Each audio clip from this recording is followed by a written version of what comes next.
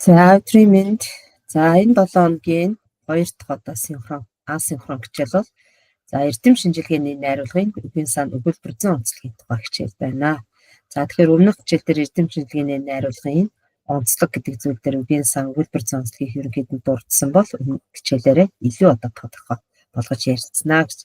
За хичээлийн зорилго бол эрдэм шинжилгээний найруулгын үгийн сан хилцүүн өгүүлбэр зүйн онцлогийг сэргээн санаж хэрэгтэй гэсэн хичээл байна. За эрдэм шинжилгээний найруулгын одоо үгийн сангийн онцлог бол үйлээс нэр үгтэйх дагуур их тохиолдно. За өөрөөр хэлбэл одоо нэр үг ихэвчлэн байна гэж бас та бүхэнд бас сая өмнөх хичээл дээр тайлбарласан. За өгүүлбэрийн төгсгөлийг бол давтаж хэрэглэнэ. За хоёрдмол утгатай одоо үгийг хэрэглэхгүй. За мэргэжлийн үг хэллэг бол хэрэглэнэ. Гадаад үг хэллэг ашиглана гэж. За тэгэхээр энэ үгийн сангийн хувьд бол ийм одоо 5 онцлог шинжтэй байх нэ. За жишээлбэл монгол хэлний залгуур мартевын ангиллын асуудал гэдэг энэ ийм эрдэм шинжилгээний найруулгын одоо нэгэн хэсгийг та бүхэн тойлуулсан. За энд одоо улаанаар тэмдэглэж байгаа язгуур, морфем, залгуур морфем, за сэр, нуруут намтэн гэх мэтлэн одоо үгсүүдийг бол бид мэргэжлийн одоо нэр томьёо гэж авч үздэг. Тэгэхээр язгуур морфемын тухай, залгуур морфемын тухай бид нар за монгол хэл одоо хэл шинжлэлийн шинж тухайд одоо хэрэглэдэг ийм одоо нэр томьёонууд байна.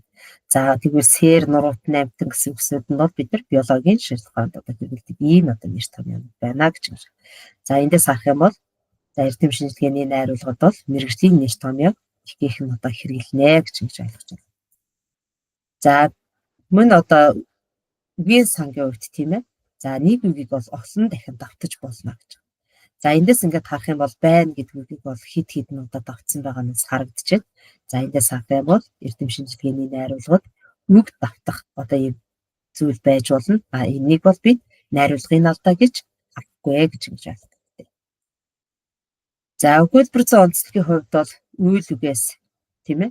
За үзөө нь одоо хувьд ямар одоо бүтцтэй байх вэ гэх юм бол үйл үгээс нэр үг үүсгэх одоо дагаврыг хэрэгэлсэн. За нэр үгийн аймаг бол давмгайлна.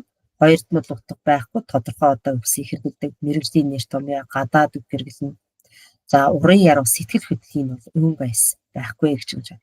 Өөрөөр хэлбэл эрдэм шинжилгээний найруулга гэдэг бол хэлний одоо үгийн аймаг бүтцийн зохион байгуулалт төр тулгуурлаа гэж байна. За тэгэхээр эндээс бид нэр яах нь үндс нь одоо хувьд бол эрдэм шинжилгээний найруулгын үндс нь 5 онцлог шинжтэй байна. За жишээлбэл одоо монгол хэлний үг бүтэх зүй тогтолцоог судлахдаа үгийн бүтцийг бүрэлдэхүүн морфемын өрг нэр үгийн залгал үйл үгийн нөхцөлийг харгалзнаа гэсэн. За саяны одоо эрдэм шинжилгээний найруулга дотроос ийм одоо өгүүлбэрийг багшин сонголоо. За энд байгаа үгсийг ажиглаад үзэх юм бол бүтц бүрэлдэхүүн судалгаа гэх мэтлэн үйл үгээс одоо үүссэн нэр үг байна гэж. За бүтц гэдэг үгийн язгуур нь бүтэх, бүрэлдэхүүн гэдэг үгийн язгуур нь бүрэлд тийм ээ.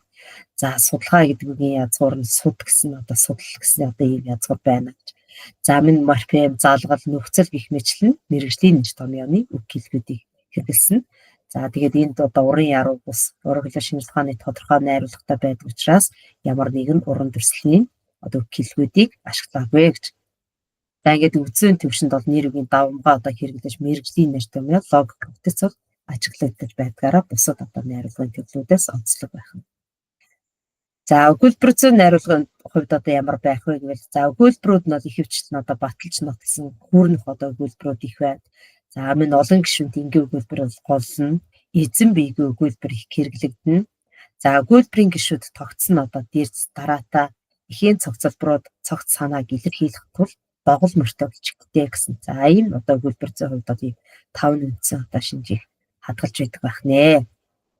За жишээлбэл энд бичвэр дотор байгаа багтаасан байна, ангид орсон байна, гэрчилж байна, болдог.